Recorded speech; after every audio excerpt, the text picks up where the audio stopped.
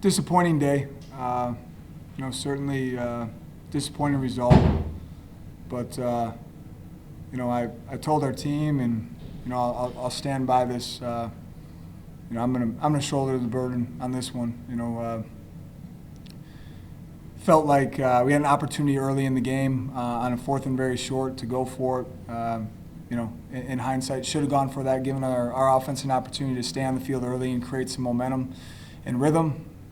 From a defensive standpoint, anytime you're giving up that many yards on the ground, it's going to be hard to have an effective day.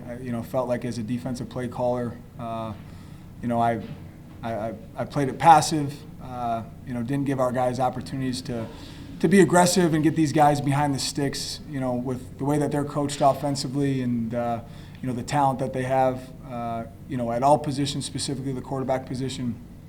When they're staying on schedule and staying in rhythm, they are a very dangerous operation. I didn't do anything to help our guys in terms of being able to get those guys out of rhythm. So, the only thing we can do as a program is look forward, certainly not be satisfied with the result. It's okay for it to sting, but we're going to keep our eyes up, keep our heads up.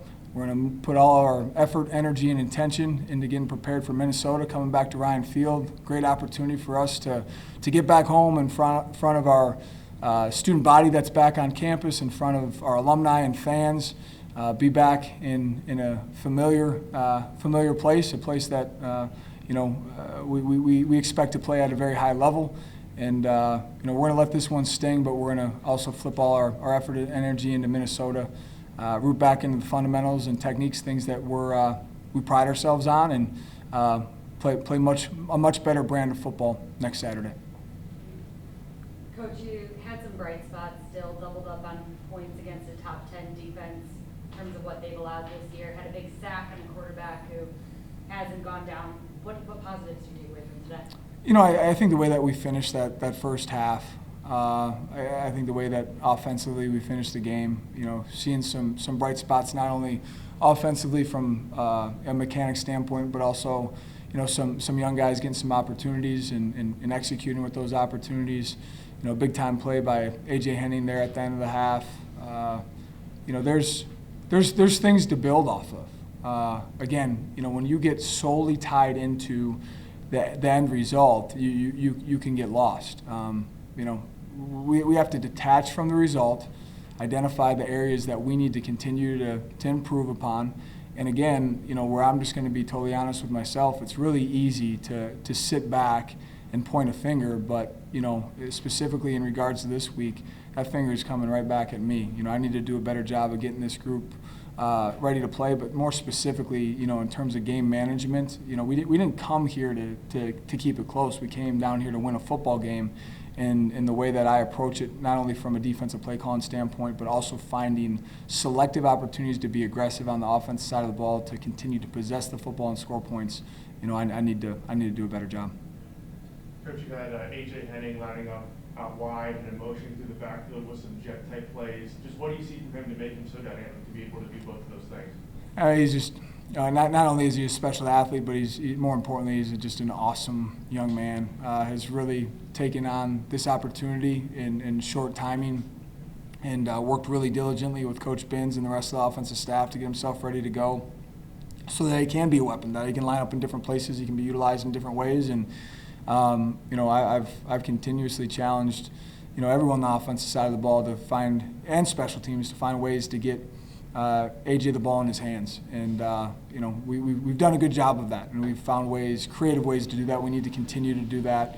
Young man is a special football player, and has really come in and taken that challenge head on, and done a great job of learning the offense. Coach, Cam Porter blew out his knee in 21, sat behind as he was rehabilitating in 22 against Evan Hall. But right now, almost ran for 5 yards at a crack. It seems like he's at full strength and fully recovered after that knee. He's fun to watch right now. He's fun to watch. It's fun to watch this offensive line, the confidence that they play with when Cam's running behind them.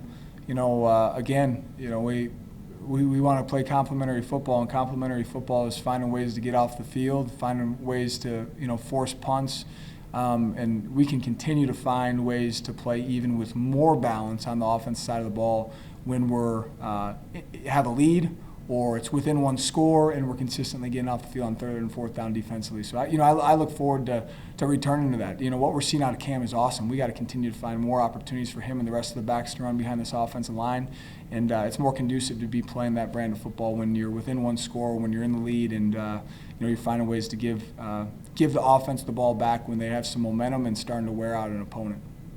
Coach, at the end of the game, I saw you rallying the defense, giving them a little pep talk. I mean, you're managing the game as a head coach, you're calling plays as a defensive coordinator, and you're picking the guys up on the sideline like that. How have you seen over 3 games now you're able to wear all these hats at once and manage that? Yeah, I think so much of it really comes back to having an incredible staff and incredible people around me. And I've said it before, but that starts at home. There's been, I have a tendency to be incredibly self-critical. I'm continuing to learn, but at the end of the day, able to do it right now because we have awesome players, we have an incredible staff, and this group is easy to get your arms around. Again, are we very frustrated with the result? Absolutely, but it's time to detach from the result. This is a good football team that has an opportunity to do some really special things. And, we're going to get back to it. We're going to practice on Monday. The guys will have tomorrow off to rest up. And now we're on to our Big Ten. And, had a Rutgers opportunity week 1, but now we're in the thick of it. Awesome opportunity for our guys. A lot of home games ahead of us, starting with this Minnesota game. Excited to get home and get back to work. What does it mean to have students back on campus for this Minnesota game on Saturday? Oh, it's awesome. I mean, that's why you come to Northwestern, right? It's a world-class education, and then as a student, you get an opportunity to experience Big Ten athletics. Had an opportunity to be around the incoming freshman class the other night. They're fired up about being a part of Northwestern athletics. We can't wait for them to show up in big-time numbers on Saturday night, and the rest of the student body as well. We hope and desire and intend to make sure that we're giving that student body a ton of things to get behind and show up on Saturdays and cheer for the Cats. We saw what happened with our basketball team this past season and the energy that they were able to bring at home. We expect and anticipate to create the same atmosphere in Ryan Field this fall.